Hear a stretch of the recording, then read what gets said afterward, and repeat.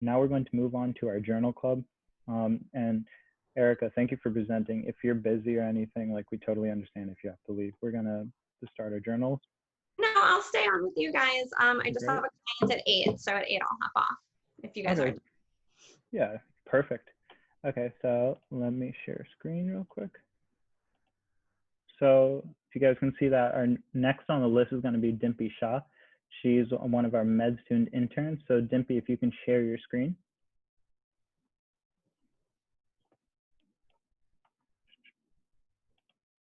Dimpie, you there? All right, perfect. Just give me a minute.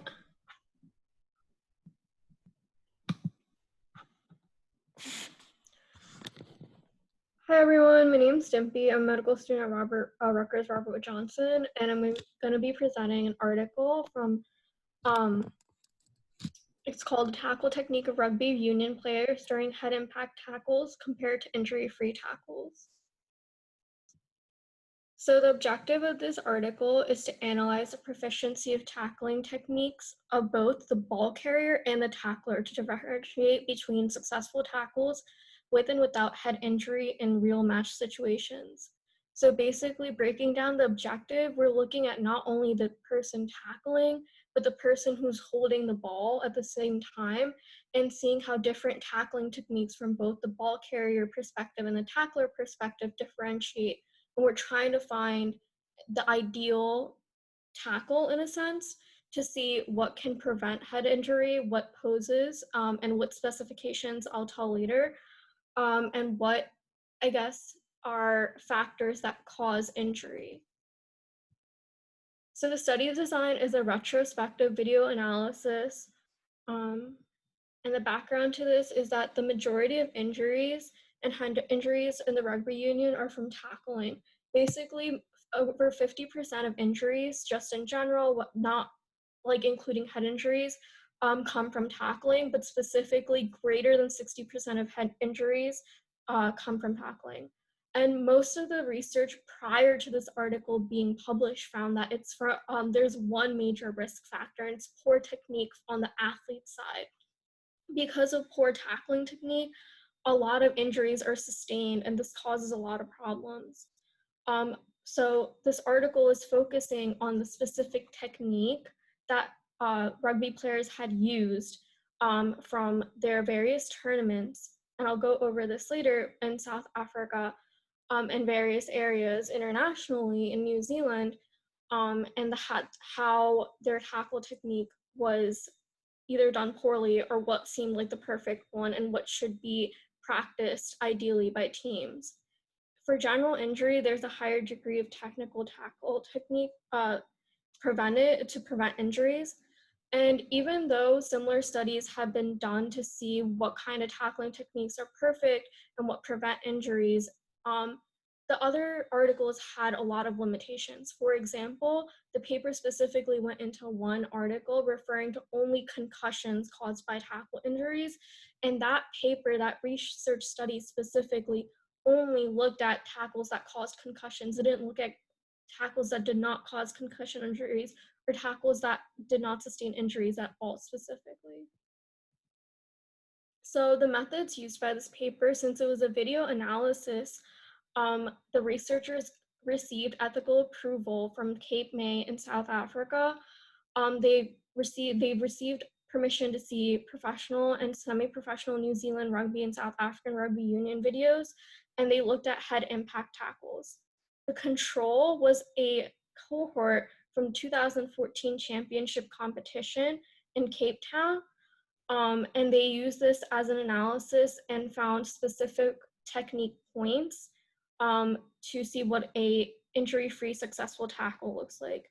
They also defined two variables, which is the head impacted player. So this is the player who is getting directly contacted, and the impacting player who is causing the injury. So that's the opposing player.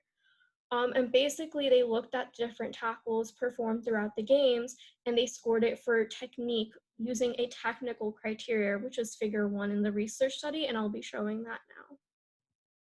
So this is figure 1. I'm not sure if you could zoom in or not, but you could see that they divided the basic tackle into 3 different phases for both the ball carrier and the tackler. You can see that there is a pre-contact phase, a contact phase, and a post-contact phase. For every technique that the tackler incorporated into their tackle, they received a point, and this technique was part of basically their criteria for the perfect non-injury tackle. So the results showed that the tackler proficiency score is more significantly higher in successful tackler. So the proficient score is the score they received for the different criteria they met for the perfect tackle.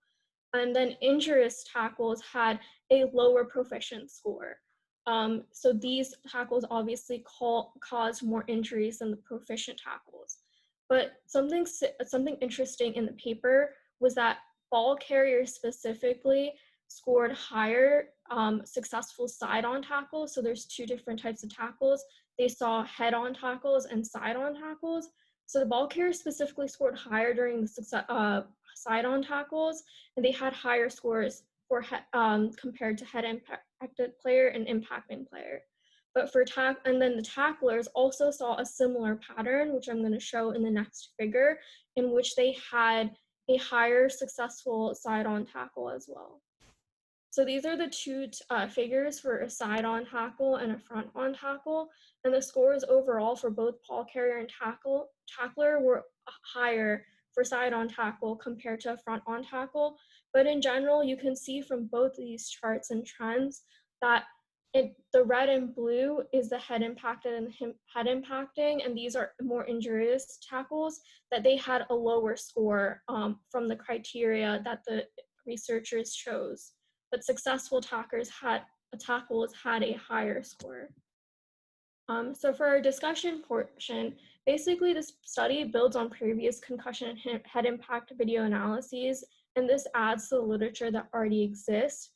The study specifically adds the sequence of prevention model and translating research into injury prevention practice. So overall, the purpose of this paper added to preventing injuries and giving advice to coaches and teams and players on how to prevent injury. But something most important that no other paper really discusses is that both tackler and ball carrier are both responsible for the injuries. A lot of times the fault was on the tackler, not the ball carrier. So the paper saw that both the tackler and the ball carrier lack skills to perform successful non-injury tackles, and that the tackler alone can have a large effect on preventing these injuries, but the ball carrier is just as responsible, and we need to train both positions, and they shouldn't be trained individually during practices. Because if you train individually, you're maybe practicing against a foreign object, not another human being. So having more practice in person of tackler versus ball carrier could also prevent injury. Some limitations to the study is that the study was only focused on the tackling part of the video. It didn't focus on the match quarter, the playing position, or the game context. So that could all be incorporated into another study. Additionally, we didn't analyze complex movements of the tackle because there's a reductionist approach. Basically, this means that we used a technical criteria, which is a check mark on a sheet. A tackle is a movement that's very complex. You can't just simply break it down into a criteria. So, and in addition to the criteria, we don't know how they are related to each other. So the relationship between the criteria needs to be analyzed. For example, there are some movements that you need to do during your pre-contact phase and continue into the contact phase. It's not like you can go into that movement during the contact phase without doing it during your pre-contact phase. So those are some of the limitations to this paper. Finally, the significance, like I said before, both tackler and ball carrier are responsible for injury, and it's not only the impacting player, the person causing injury, which is often the tackler. Coaches and trainers need to improve their technique of their athletes to help them improve their tackling technique specifically. And then practice between tackler and ball carrier is important rather than individual practice with some sort of foreign object to decrease injury. This paper overall also helps improve injury prevention programs for rugby. Thank you. And these are my references.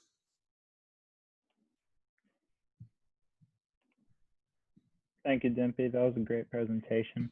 Dr. Lopez, is there anything you'd like to chime in on this one?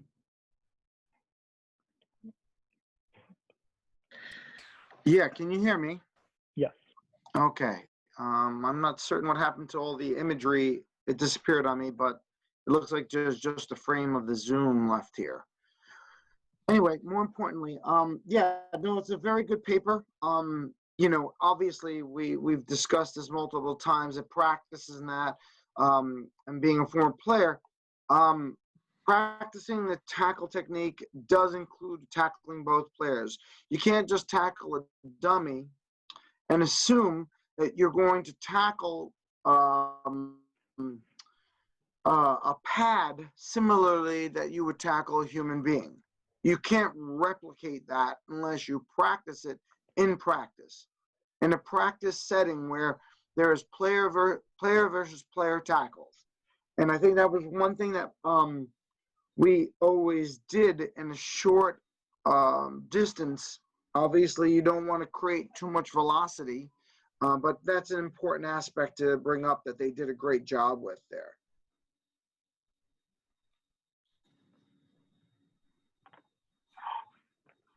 Okay.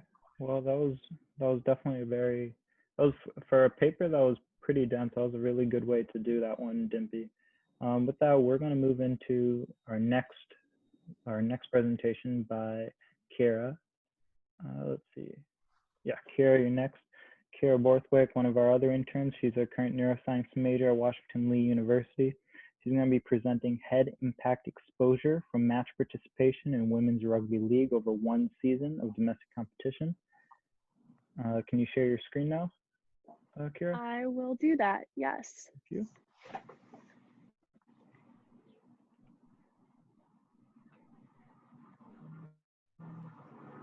Can everyone see my screen? Yeah. Perfect, okay.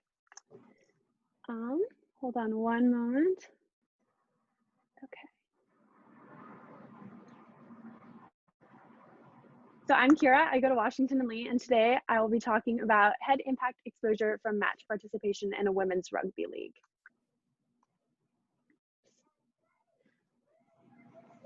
Concussion incidence in rugby is around 7.7 per 1,000 playing hours, and until this study was published in 2017, there wasn't any research on head contacts and head injuries in women's rugby. So that's why these researchers decided to focus on and quantify the magnitude, duration, distribution, and frequencies of head impacts in a women's rugby league. They organized their study as a prospective cohort study, and they followed a group of 21 players throughout the entirety of a competitive season. The players participated in 9 different tournaments all over New Zealand. Each player had an adhesive patch placed behind their right ear, which you can see in the image on the left, and they wore this patch during all of their competitive play. The patch was set to have a threshold of 10 grams, so any impact to the individual's head that was greater than 10 grams was recorded by the device. And a few of the variables that were measured from the data collected included peak linear accelerations and peak rotational accelerations of the head. These two images shown on the right are figures that the authors provided that were samples of some of the data collection that happened during the study. And you can see where the peaks are on these graphs is where the head impact would have occurred. And data was collected for about 10 milliseconds prior to the impact and about 90 milliseconds afterwards. And that happened for each impact that was recorded. Other variables measured included impact duration and impact frequency. And all of these were organized according to the player's position, group, and which match they were participating in any given tournament. Overall, the researchers found 1,659 total impacts to the head for participating athletes, and this averaged to be about 14 impacts per player per match. Generally speaking, all of the athletes who were participating faced pretty repetitive subconcussive levels of head impacts, and the linear accelerations that they experienced were considered mild in terms of severity. The rotational accelerations, however, were more extreme and were more severe in certain cases. So rotational acceleration is certainly an area of interest and concern for these athletes. Where and when were the head impacts most common? They were most common in the second half, and they were also more severe and generated significantly higher linear and rotational accelerations in the second half compared to the first half of play. Additionally, the side of the head was the most common place for impact, with 791 total impacts throughout the study. And this, for comparison, was about 300 impacts greater than any other part of the head. So they separated it by side, top, front, and back of the head. The researchers broke the results down by position, and they looked at the two big groups, forwards and backs. And it's important to note that regardless of which of these groups a player is in, they did face head impacts throughout the play. But forwards, if we take a look at this figure, had significantly more total impacts to the head. They had 920 compared to only 739 for the backs. And they had higher impact durations, around 12 milliseconds compared to 11 milliseconds for the backs. The backs, on the other hand, had higher peak linear accelerations at around 15 compared to 14 grams, and higher peak rotational accelerations as well, nearing about 3,000 compared to 2,800 radians per second squared. So there is a distribution of the different impacts and accelerations amongst the positions. They had a lot of findings in this paper, and I think that the authors did an excellent job of providing good context via intersport comparisons, which they did throughout their discussion section. If we first just take a look at the measure of the number of impacts, the results found in this study showed that the number of impacts for the women's rugby was lower than that of men's rugby, but was higher than that of junior rugby.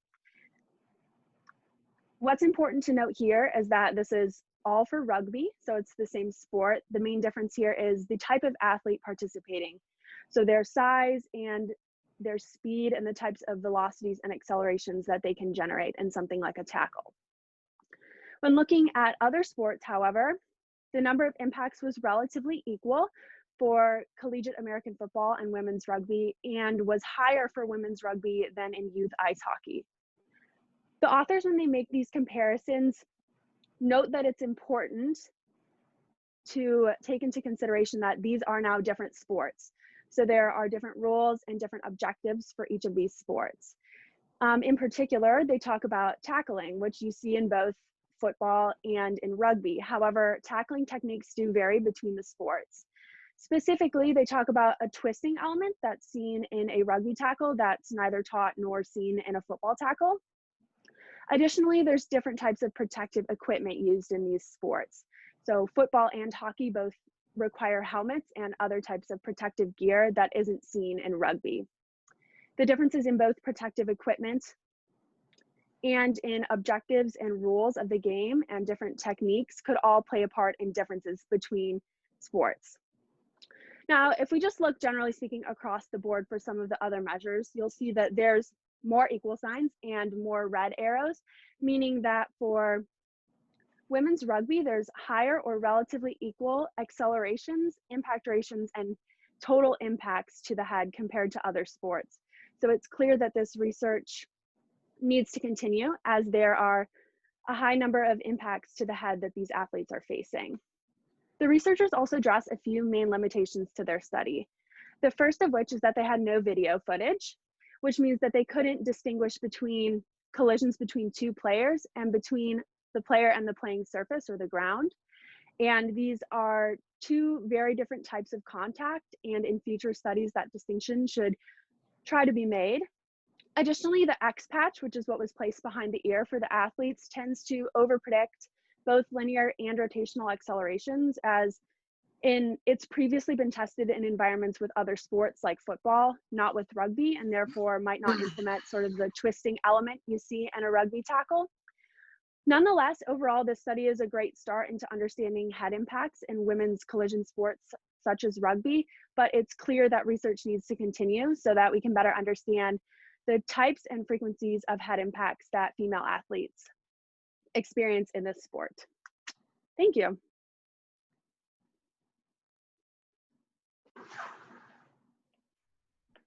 Thank you, Kiera. That also was a very dense lecture, so I'm glad you were able to synthesize that in a pretty concise amount of time. Dr. Lopez, do you have anything to chime in? No, it was no solidly done that you were able to finish in time. The topic is a very dense topic, let alone the science that goes in it. Obviously, we could talk about the different rotations in 6 planes, but what we want to emphasize here is obviously that there's very little science done on women's rugby, and that's something we can take home right now, and we can understand that we're also contributing to that. Obviously, with our concussion paper and with our women's paper, these are things that haven't been done, surprisingly, with such a large playing population as well. But anyway, I think the topic itself is very challenging to understand. I think within our population, it's always very hard to evaluate the tackling or the impact of a population that doesn't have a tackling sport within them. So how can I rephrase that? Aside from judo, some which is played in small capacity, women's hockey, there's very few contact sports that are women are played. Obviously, let me talk about the big one, Australian rules, which is played over in Australia by a very, very large women's population. Almost all girls play it over there. But I don't think they have a direct tackling sport. And because of that limitation is a very problematic aspect that I think women that join rugby have, where men have been maybe in the tackling or grappling sport, wrestling, judo, American football tackling, even beach, football or something like that. And then, of course, hockey. But again, it's very, very hard to compare those when you have a small population of females on the planet that are exposed to tackling. The challenge overall, but very nicely done. And with Megan, we're going to move you into next week if that's fine. It's just that we're kind of running a little with time. So if that's fine with you, we'll push you into next week. And to Megan, Dimpie, and Tiffany last week, nice job with all these papers. I've given you guys some of the harder papers that are kind of later in on our summer lecture series. So I'm glad you guys have been able to actually hone in on those. But we're going to move in to now our post-lecture curriculum. To the people that are on to our conference call, thank you. Hope you guys enjoyed the lecture. We'll be hanging up. See you next week.